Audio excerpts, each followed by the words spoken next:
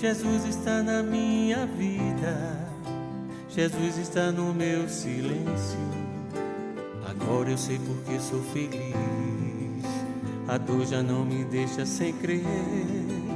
Assim a vida é mais bonita, pra cada noite um amanhecer. O amor pode tudo, transforma o mundo.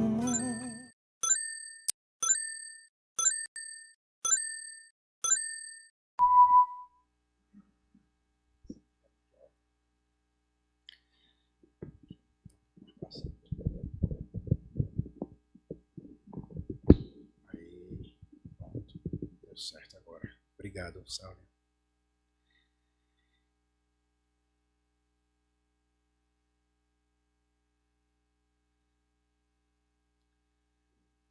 Boa noite, caros irmãos e irmãs encarnados e desencarnados aqui presentes. Mais uma noite que estamos aqui juntos, reunidos, e trazendo o abraço da casa de Francisco para a casa de Antônio. Que a espiritualidade amiga consiga nos conduzir no trabalho dessa noite, a fim de que a gente seja um instrumento para nosso próprio conhecimento. Tá?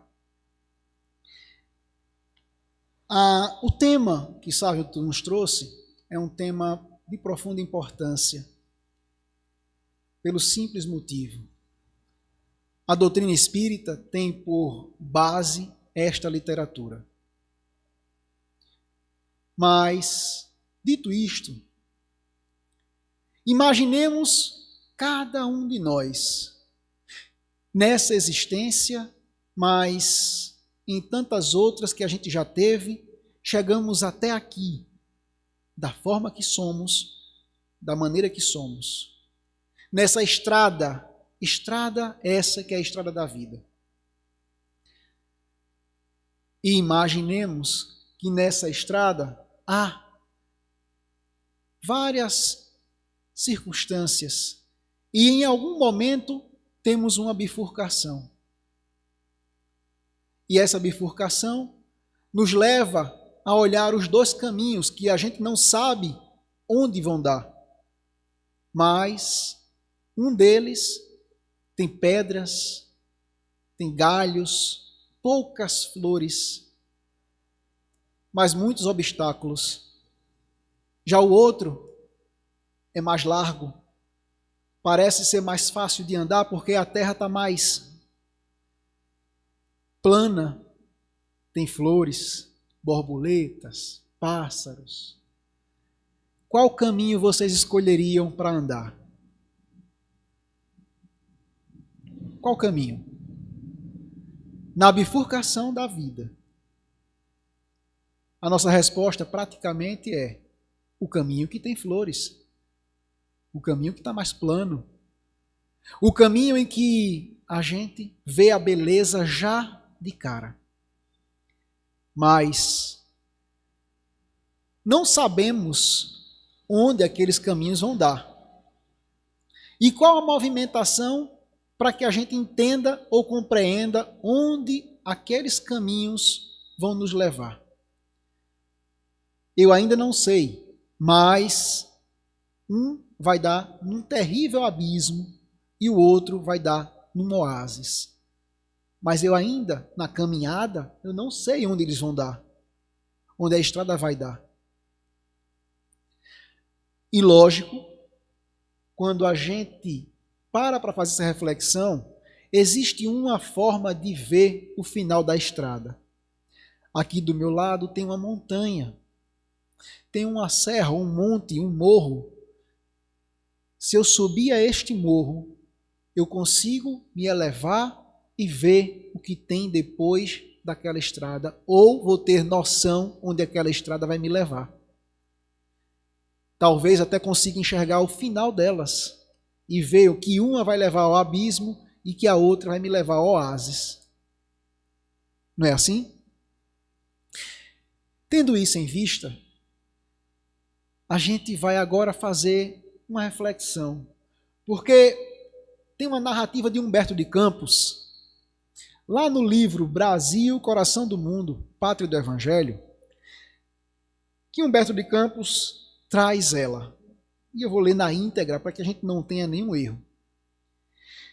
Mal não haviam terminado as atividades bélicas da triste missão de Bonaparte e já o espaço se movimentava no sentido de renovar os surtos de progresso da coletividade.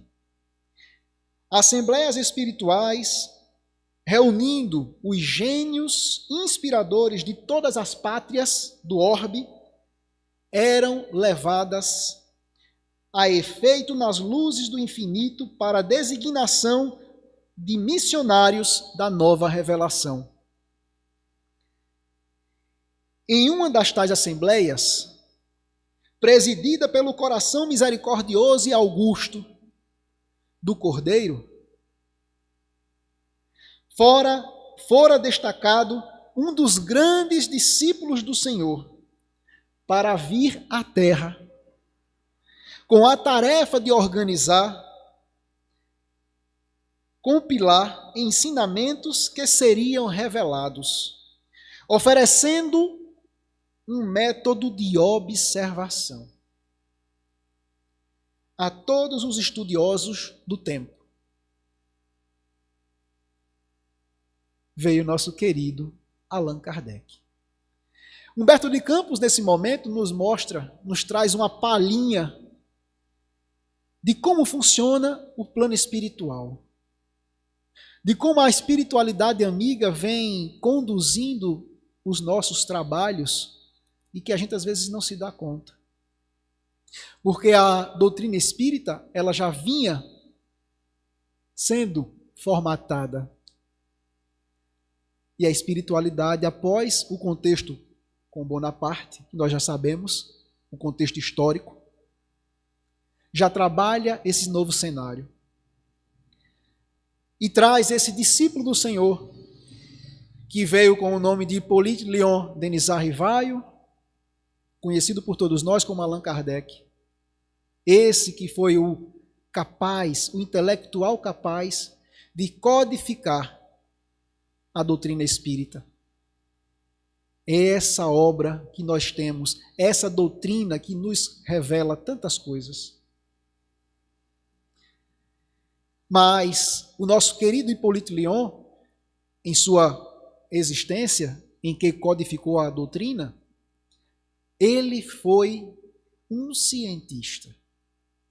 Porque ele era professor, tradutor, escritor, filósofo, educador, professor. E como ele tinha tantas habilidades intelectuais, ele consegue entender como faz as investigações necessárias para que não tenha, digamos assim, para que tenha total veracidade dentro do processo. Então, gente, peço desculpas até pela minha voz, tá? Que está um pouco, o bichinho do está me pegando. Peço desculpas desde já. O nosso querido Kardec, ele traz consigo uma forma, uma metodologia. E essa metodologia é a metodologia científica humana, que até hoje tem validade e que até hoje, quando os cientistas querem investigar algo, eles usam dessa metodologia. É necessário, conforme os estudos da ciência, que a metodologia de investigação sobre qualquer assunto, ela tem, primeiro, a análise das causas, depois a análise do objeto, em seguida a aplicação sobre aquela situação, como ele está sendo aplicado, e por último, mas lógico, de forma base, a análise dos resultados. Tendo em vista essa situação, Kardec trabalhou com muito rigor o contexto que ele estava investigando. As mesas girantes, que a gente já viu em filmes, no cinema, que a gente já viu, já leu no Livro dos Espíritos, ou tem a consciência de que teve primeiro um despertar de ordem fenomenológica para que chamasse a atenção da humanidade para aqueles fatos, para investigar o que acontecia por trás dos fatos, daqueles fenômenos de Hydesville e tantos outros na França. Então, a metodologia utilizada de observação gabaritava o nosso querido Allan Kardec. Obrigado, Sábio.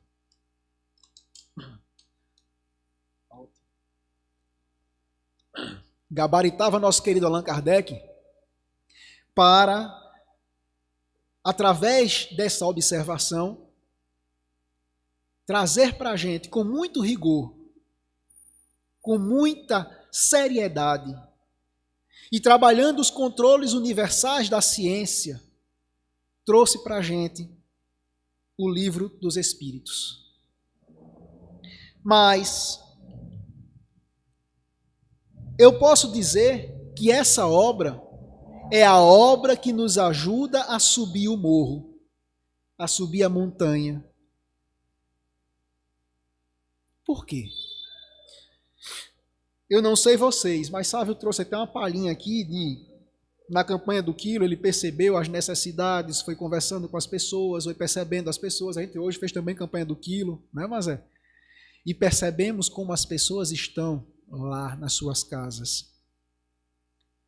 Muitas delas em situações psíquicas e emocionais bem debilitadas. Situações que levam as pessoas a serem agressivas ou entrarem num processo de tristeza profunda. Porque no planeta como um todo, nós temos pessoas que sofrem com a dor que estão sentindo. Porque o sofrimento, ele não é para todos. Sofre aquele que não consegue superar a dor que está passando.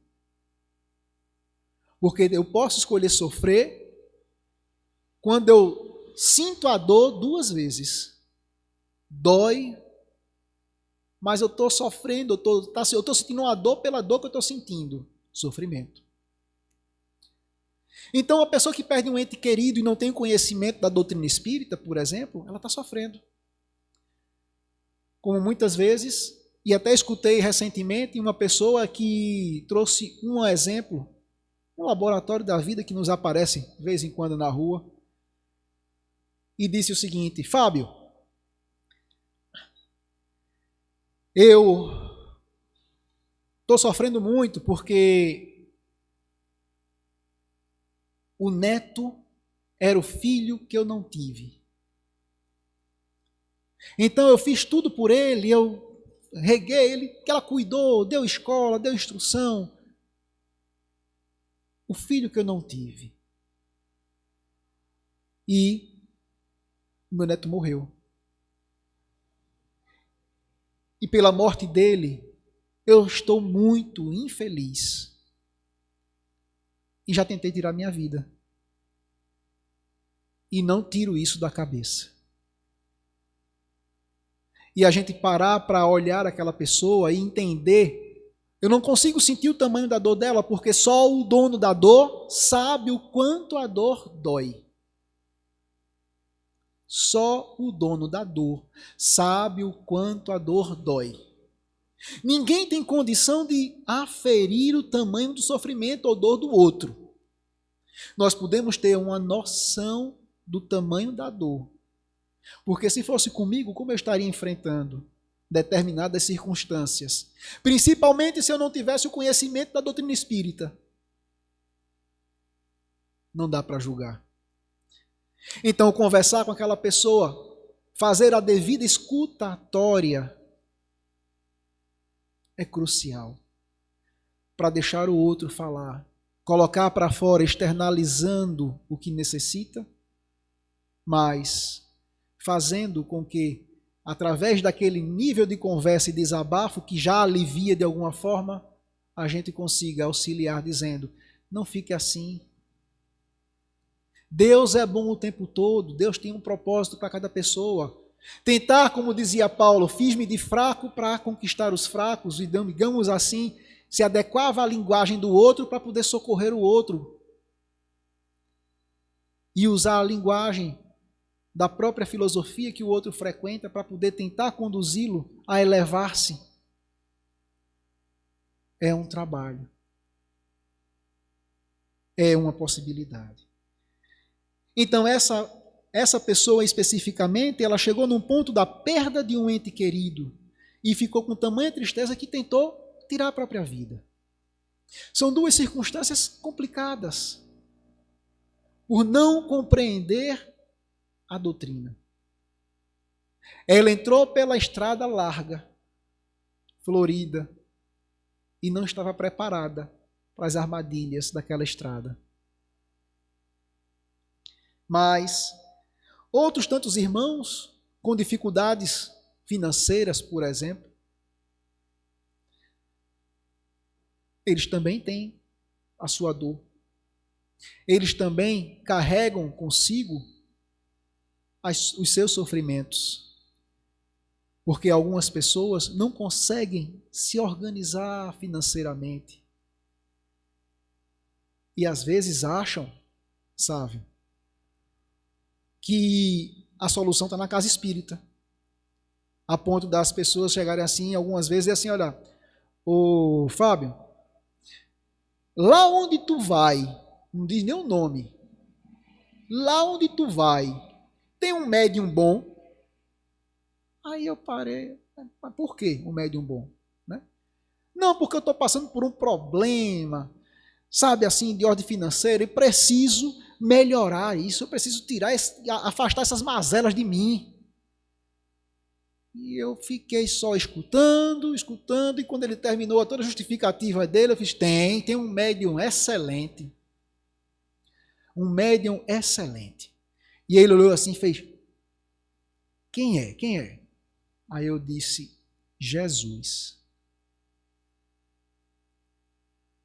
Essa pessoa não apareceu na casa espírita. Não sei por qual motivo. O melhor médium, o médium de Deus, e ele não apareceu lá. Então eu quero o milagre, eu quero a mudança,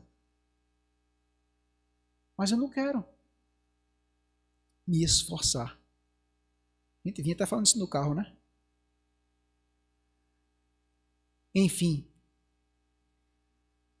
Mas temos os irmãos que têm conflitos familiares.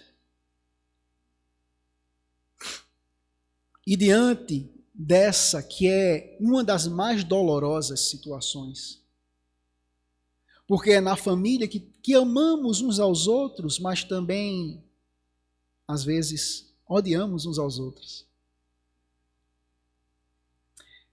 É nesse celeiro que é a família. Nesse celeiro que é tão pequeno, mas é a nossa universidade inicial, que está lá os que odiamos e os que amamos. Então, os meus conflitos familiares com parentes ou dentro da própria casa nos mostra o cenário de ajuste. O cenário que é necessário com que eu me reajuste. Porque uma família precisa trabalhar vários tipos de amor. Então, ora a gente muda de posicionamento para ir aprendendo outras formas de amar. Mas as famílias em si, e principalmente as famílias que não têm o conhecimento da doutrina luminosa do amor, que é a doutrina espírita, essas sofrem mais com o contexto, porque não sabem por que filho tal não gosta do pai. Por que os irmãos brigam tanto? Por que eu tenho tanto pavor da minha prima? Por que minha tia, quando chega perto de mim, eu tenho repulsa dela? Os conflitos familiares. Eu tenho uma inveja tão grande do meu avô. Acontece. Então são vários cenários que se constroem ao infinito no contexto familiar e que causam dores. Dores. E que é necessário que a gente compreenda. Mas também tem os irmãos que têm a mediunidade, porque a mediunidade, nós na doutrina espírita sabemos que é inerente ao ser humano, só que uns têm graus mais do que outros. Não é assim? Porém, aquele que não conhece nada da mediunidade e olha uma criança de 5 anos de idade dizer: mamãe, vovô estava aqui agorinha. Vovô estava aqui agorinha. Cala a boca, menino, tá ficando doido? É por aí. É assim o tratamento daquele que não conhece. Ou ainda tem mais. Porque às vezes nas crenças limitantes que limitam o nosso conhecimento, porque tudo é mistério de Deus, e a gente não pode atravessar o mistério divino, porque é mistério. Carregando em si dogmas que afunilam o nosso pensamento, dizem apenas: é o demônio. E tudo se justifica como o que é ruim. Mas não é assim. Nada que está encoberto vai ser coberto para sempre. Todo véu já foi levantado pela doutrina espírita.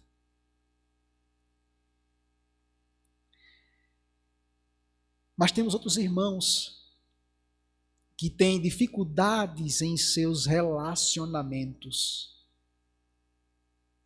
Relacionamentos de qualquer ordem. Se eu estou no trabalho, tem alguém que não gosta de mim. Se eu estou na rua, tem alguém que não simpatiza por algum motivo, e se eu olhar atravessado, o que é que você está querendo?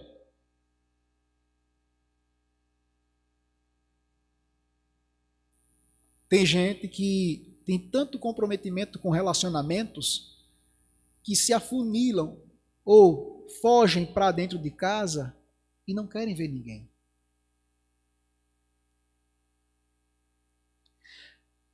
Outros níveis de comprometimento com relacionamento é o relacionamento conjugal. Eu casei com Maria, não deu certo. Eu casei com Zefinha, não deu certo. Eu casei com sei lá quem e não deu certo.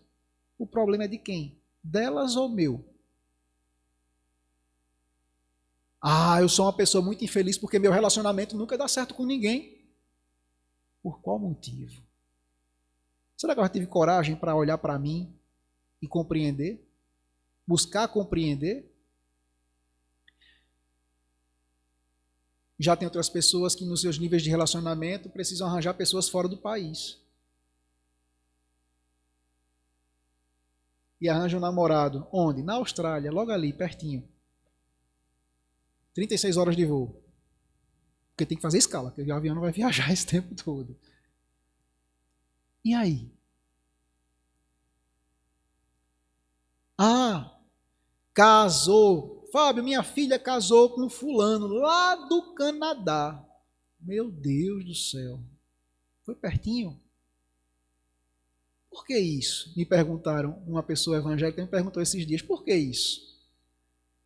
Que a filha dele, as filhas, né? Casaram com todas as pessoas de fora do país. Todas.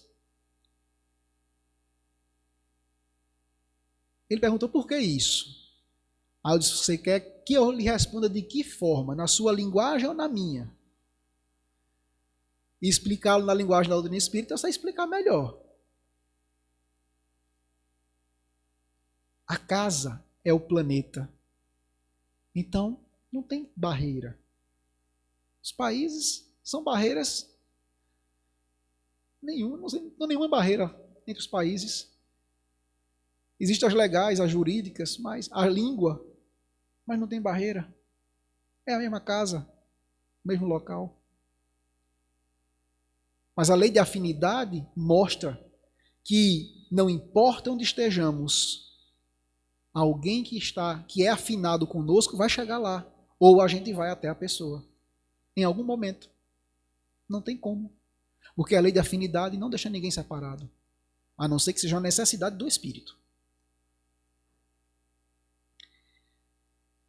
Mas tem outros irmãos que têm também um contexto em si que nada que se fale atende às suas respostas.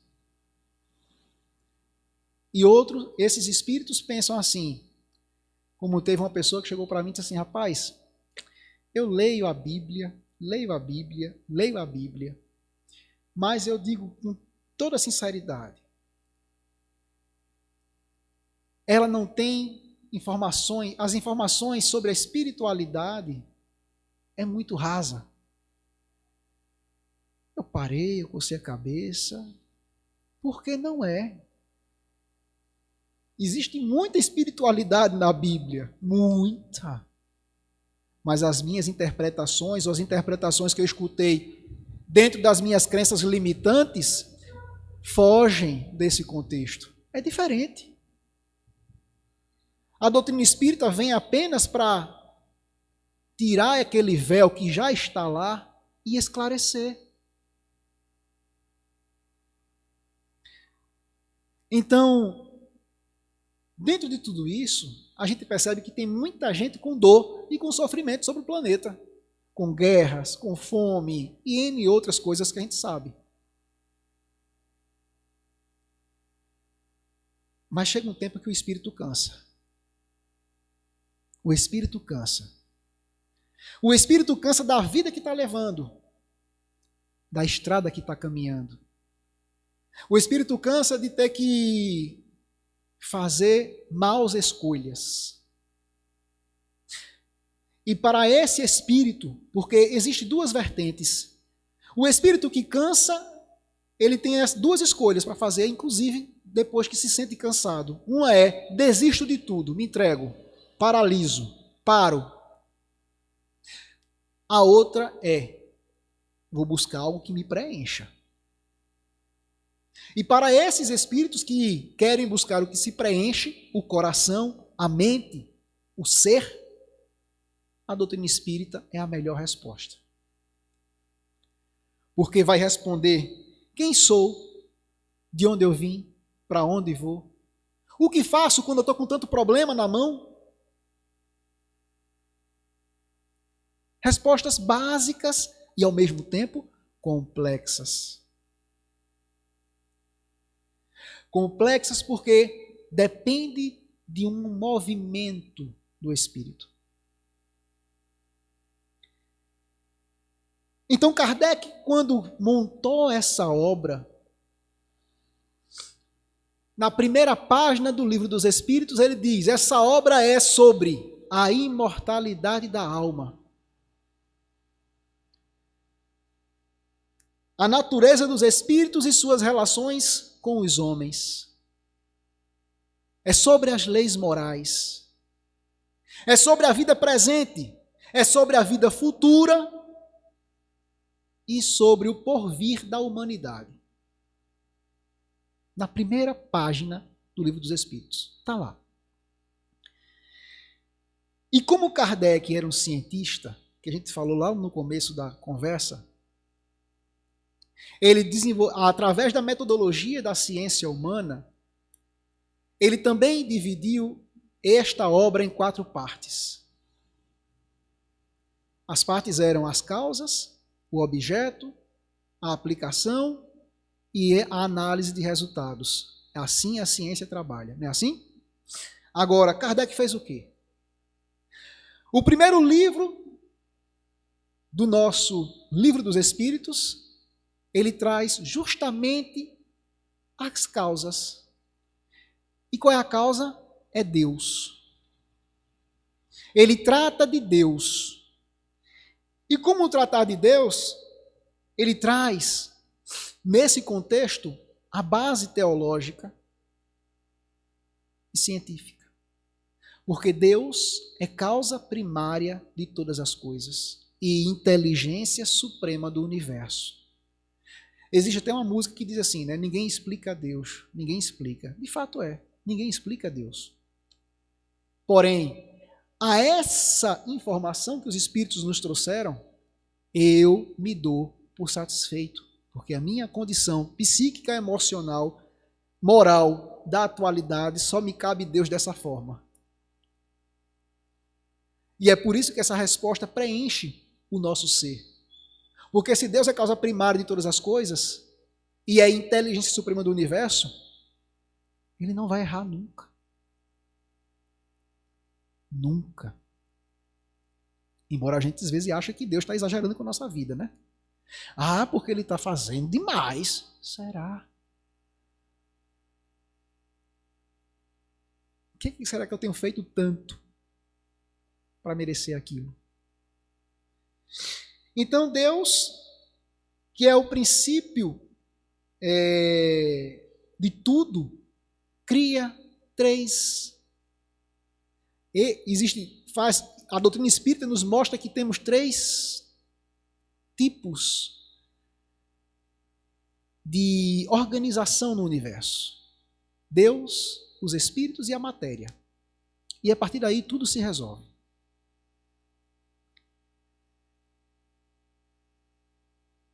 E Deus, a gente perde a noção um pouco de Deus, e ao contrário, perde noção e o engrandece ainda mais quando a gente começa a analisar algumas situações. Por exemplo, o nosso corpo tem mais ou menos 37 trilhões de células. Vai variar. 37 trilhões de células. Mas no mesmo organismo eu tenho um microbioma aproximadamente de 40 trilhões. E a nossa mente já coordena tudo isso. Vocês percebem?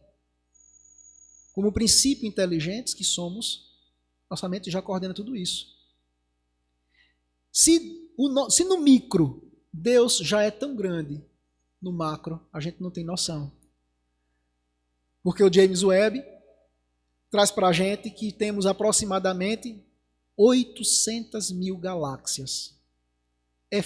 Contadas, com certeza. Mas existe um cálculo matemático por trás dessa conta que estima 3 trilhões. E aí? A Terra é uma poeira cósmica. O que somos nós? Uma célula. Então dá para perceber o tamanho dela. É muito grande. Mas no segundo livro, então a compreensão de Deus, só para finalizar, a compreensão de Deus causa para a gente todo um contexto de compreensão de que Deus é pura sabedoria em tudo, puro amor, pura harmonia. E a partir desta situação, a gente já começa a perceber o tamanho divino, o tamanho de Deus. Quem não compreende Deus minimamente, começa a ter dificuldade de viver um mundo apenas material. Mas no livro 2, que vamos tratar do objeto, o objeto de estudo desse livro é os espíritos. Somos nós. Então, a espiritualidade, ou cada um de nós que somos princípios inteligentes da criação, somos espíritos que precisam entender que, depois de criados, não morremos. Porque aí está o estudo da imortalidade da alma. A natureza dos espíritos, que reencarnamos ou encarnamos para estartar o processo consciencial e reencarnamos para conduzir o nosso caminho das escolhas que fazemos constantemente. Quem consegue ter essa compreensão consegue também perceber que, como espírito, nós temos um nível de responsabilidades. Começamos a nos conhecer, porque, como disse Sávio no começo, se conhecer é fundamental. Como diz Santo Agostinho, como já dizia o oráculo de Delfos, conhece a ti mesmo. Conhecer-se como espírito, saber que somos individualidades, faz toda a diferença na nossa vida. Que não há ninguém igual a vocês nos universos. Que não há um outro Fábio em qualquer lugar que seja. Eis o objeto de estudo do Livro dos Espíritos. Mas e a aplicação, que é a terceira etapa do contexto científico? Kardec aplica no livro 3 dessa obra. Porque nela ele trata das leis morais. Aí está um ponto super, ultra importante para toda a nossa existência, caminhada, vida, como vocês queiram chamar. Porque está exatamente na aplicação das leis morais na nossa vida que faz toda a diferença para o espírito. Então, nas leis morais nós temos leis como a lei de adoração, de trabalho, de sociedade, de progresso, da lei de destruição, lei de liberdade. E aqui a gente pode dizer o seguinte, desculpem o fungado, eu falei. A lei de adoração. Na lei de adoração, às vezes a gente para entender como contemplar a vida. Mas na lei de adoração, o contemplar da vida é diferente.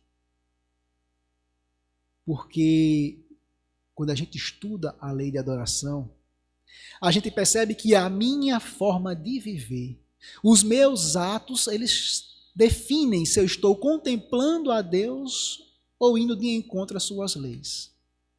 Então, adorar a Deus não é apenas contemplar o sol, a lua, a chuva e dizer, ah, Deus, como tu é lindo, maravilhoso.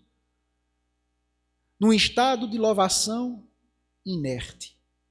Mas a ação, a boa ação de cada um de nós para conosco mesmo e para com o próximo é, sim, uma doação de si próprio e é uma adoração. A lei da adoração. Bem resumida, né? A lei do trabalho. Porque trabalhar não é só trabalhar na parte profissional, não. Trabalho, trabalho, trabalho, trabalho. Não é só o trabalho da parte profissional.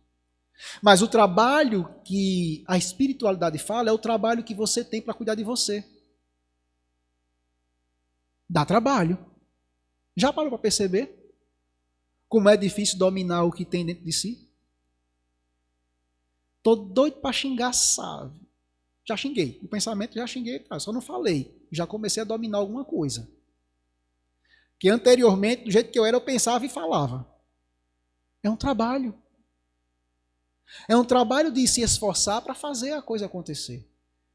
O trabalho da campanha do quilo, né, que vocês relataram aqui no início, é um outro trabalho. De olhar para o irmão que está necessitado e que muitas das vezes nos xinga porque não tem conhecimento da doutrina espírita e quando a gente denomina-se espírita, só para lá, não quero conversa.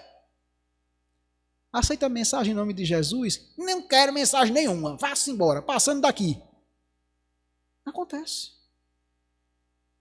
E precisamos dominar os nossos ímpetos para que a gente não seja reativo a uma agressão. Trabalhando o quê? O nosso orgulho, o nosso egoísmo. Forjando o ser paciente e compreensivo. Porque eu tenho um conhecimento que ele não tem. Percebem? O trabalho como é minucioso. O trabalho no bem, auxiliar o próximo. Acolher.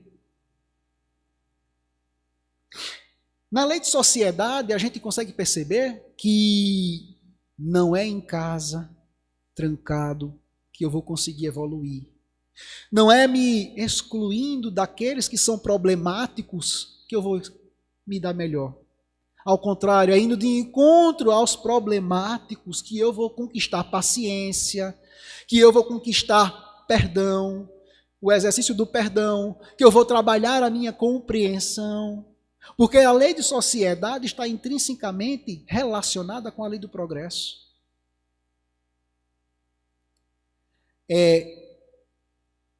Como diz Emmanuel, somos seres interdependentes e interligados. E essa condição de interdependência e interligação, ela nos proporciona essa condição de se relacionar. E as pessoas que a gente mais gosta ou que está mais tempo junto são as que mais ferem a gente.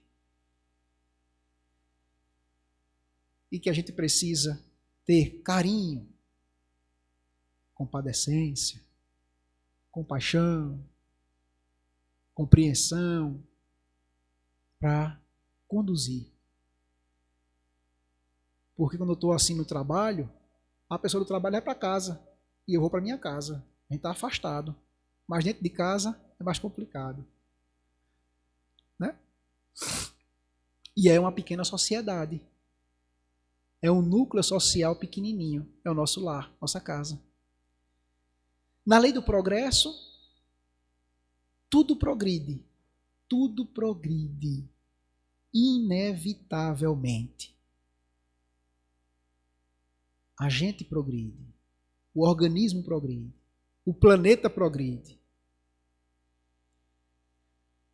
E a lei de destruição, que faz parte desse processo do progresso, precisa destruir algo velho para começar algo novo. E a gente pode aplicar essa lei de destruição ao ser humano, quando está disposto a tirar o homem velho e dar lugar ao homem novo. Ele precisa destruir os pensamentos antigos, os sentimentos antigos, aquilo que feria ou que fere a si próprio e aos outros, por aquilo que é novo, que é calmo, que é paciente, que é resignado, que é resiliente. Mudanças. A lei de liberdade que nos ensina que as boas escolhas são sempre boas escolhas. Percebem o terceiro livro, como é importante? A utilização do livre-arbítrio é fundamental para nossas vidas. Às vezes as pessoas dizem assim, quando a gente fala, plantou, colheu. E algumas pessoas não gostam dessa fala. Acha que só funciona para o outro. Esquece que funciona primeiro para a gente. O que eu planto, eu colho. É natural. Ninguém nunca viu a pessoa plantar milho para nascer jaca.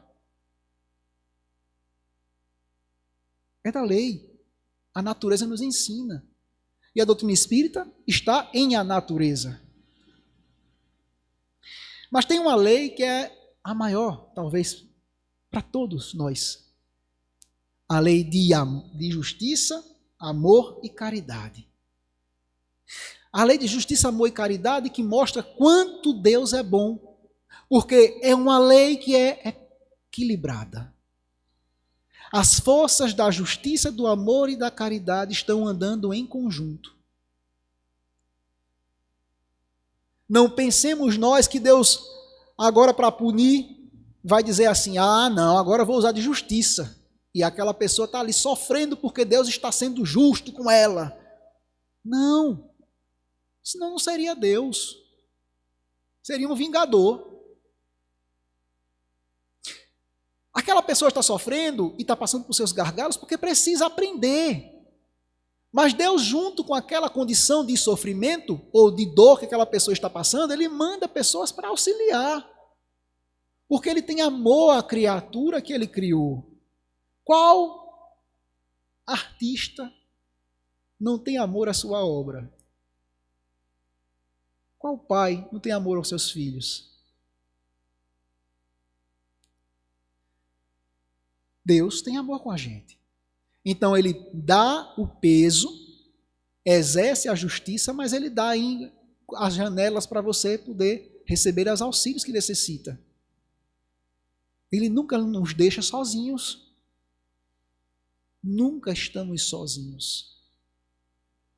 Nunca vamos estar sozinhos diante da vida, das dores, dos sofrimentos. Nunca vamos estar sozinhos.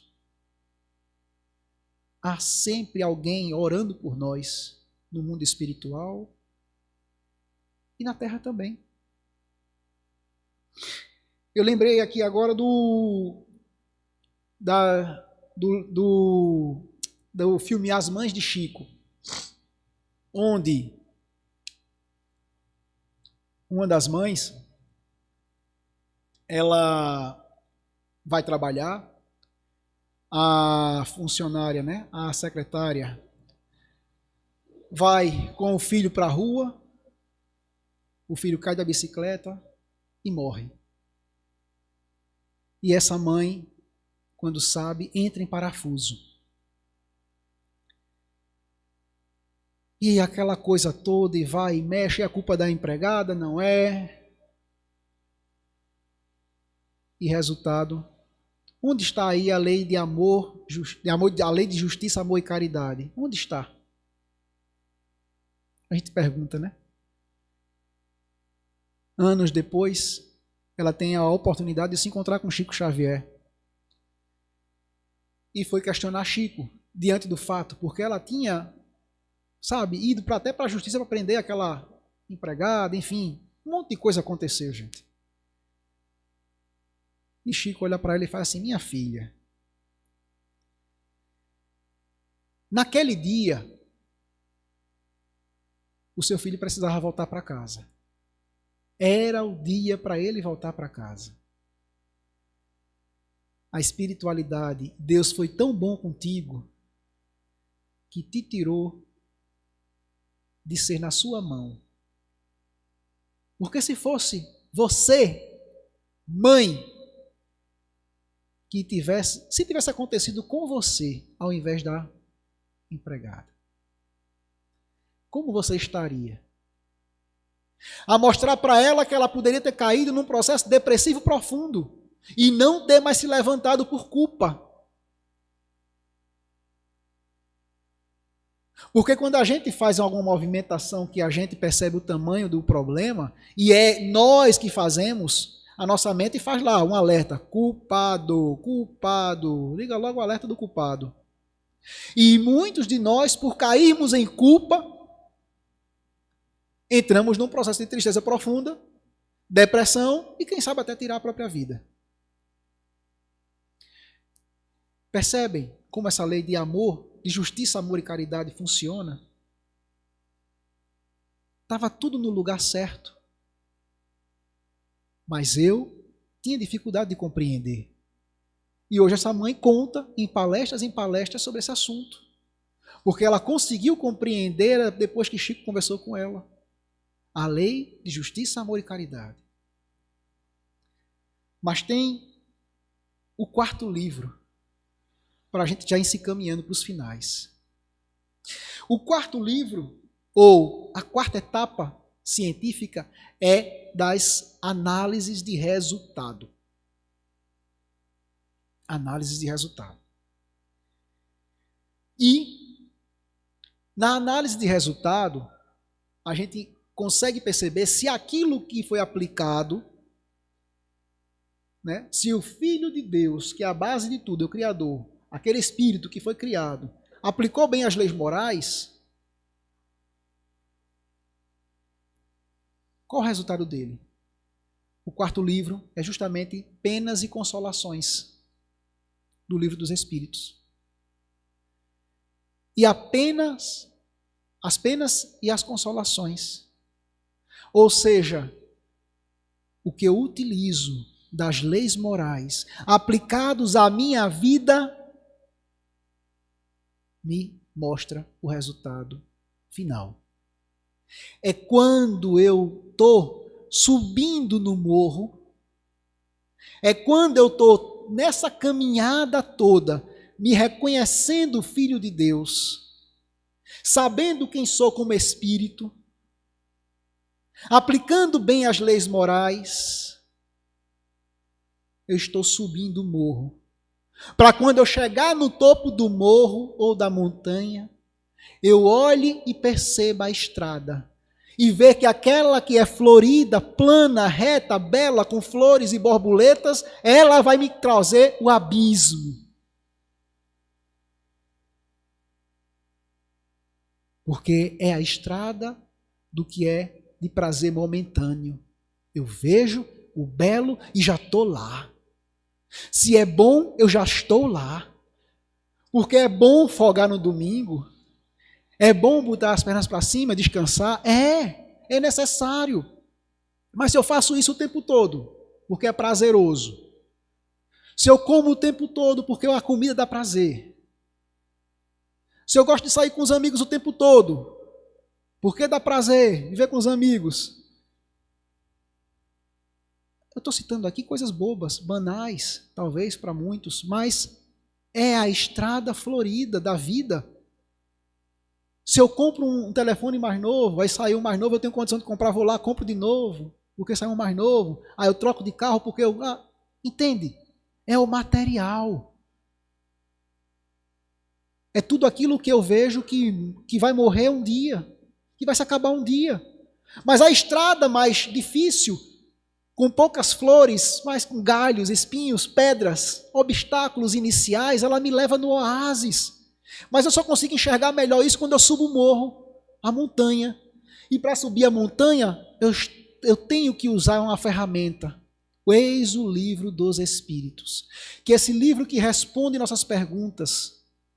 Eis essa literatura fantástica que faz com que a gente consiga expandir o nosso conhecimento, fortalecendo o espírito e direcionando o espírito para o caminho mais adequado. Porque ele, lendo essa obra, ele começa a se analisar, a responder às perguntas mais íntimas que existem no ser. Consequentemente, consigo eu, subindo nesse morro do conhecimento, aprender. E aprendendo, eu consigo olhar o melhor caminho a seguir. E que muitas vezes não é a facilidade que vai me levar para o melhor caminho final, que vai me ter o melhor resultado, mas é o caminho mais difícil. Eu lembrei de Wilton Ferreira. Tem uma frasezinha que ele trouxe uma vez numa das palestras que eu gravei comigo até hoje. Demorar é diferente de se perder. Por isso, tenha rumo, não tenha pressa. Quem tem rumo, sabe para onde vai. Mas eu consigo ver meu rumo quando eu subo a minha montanha moral, a minha montanha espiritual. Quando eu venço a mim mesmo, nas minhas imperfeições, do meu orgulho, do meu egoísmo, dos meus mimimis.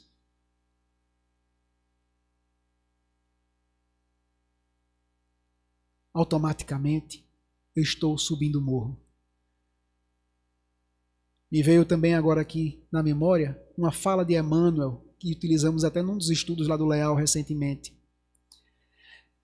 Melhor chorar sobre os agrilhões das dores do que sorrir sobre os narcóticos da queda.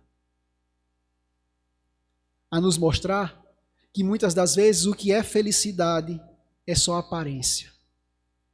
E todos nós que estamos de alguma forma na renúncia de algo em nossa vida, estamos crescendo, nos desenvolvendo, subindo o morro, rumo ao oásis. Porque, como disse Paulo apóstolo, ninguém imagina o que Deus tem para a gente. Ninguém imagina. Então, meus irmãos, nessa conversa de hoje de noite, se a gente voltar para casa com o sentimento de que eu tenho uma ferramenta na mão para me fazer a melhor coisa da vida, que é proporcionar o ensinamento, me tornar uma pessoa melhor, para com a finalidade de que eu saia daqui, deste planeta, mais feliz. Se a gente souber utilizar essa ferramenta para o nosso conhecimento, para o nosso aprendizado, para elevar-se moralmente e espiritualmente, estamos no caminho certo. Estamos alcançando o objetivo maior da vida, que é a felicidade, que é o oásis, que é o passo para frente, não a estagnação. Que Jesus, o Mestre amado, continue com todos nós. E gratidão pela paciência de todos vocês, encarnados e desencarnados nessa noite. A prece, passo coletivo, ok. Tá joia.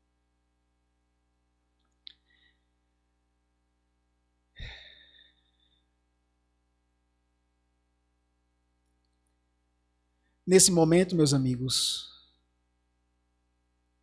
vamos elevar o nosso pensamento ao Mestre Jesus, esse que é nosso farol luminoso, nossa bússola, nosso modelo e guia, caminho, verdade e vida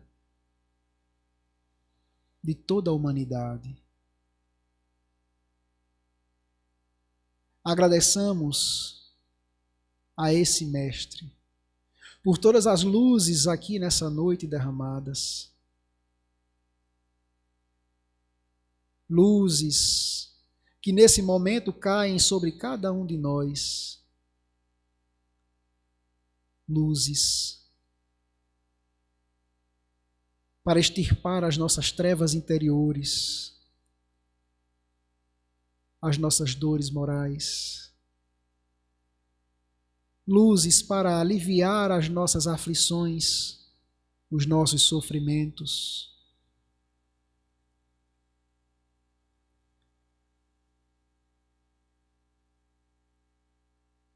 Que irmão Antônio e toda a sua equipe possa, em nome de Jesus, tratar, socorrer, amparar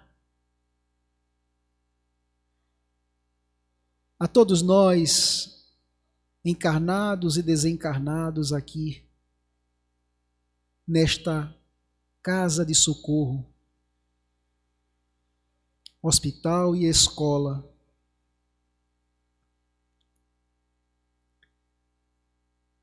Que as luzes que descem do alto nesse momento, sobre nossas frontes, sobre nossos centros de forças, sejam luzes de saúde física, de saúde mental, de saúde espiritual, de saúde moral.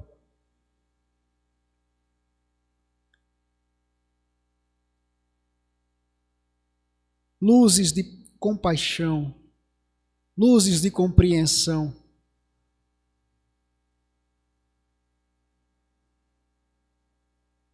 Luzes de resignação,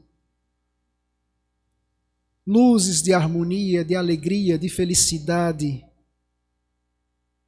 luzes de paz, luzes de amor.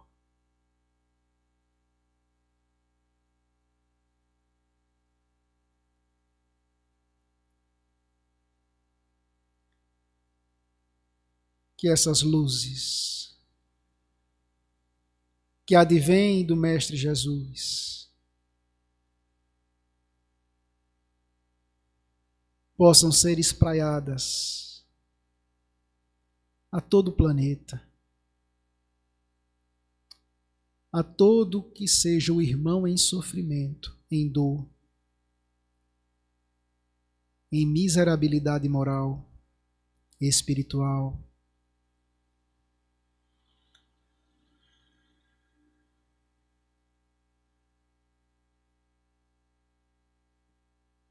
que possamos voltar para os nossos lares e levar como frontispício o Mestre Jesus e fazer dele a luz mais intensa em nossos lares, a fim de iluminar não só a nós, mas a todos aos quais nos relacionamos. E permaneçamos nessa paz, nessa harmonia, hoje e sempre. Que assim seja.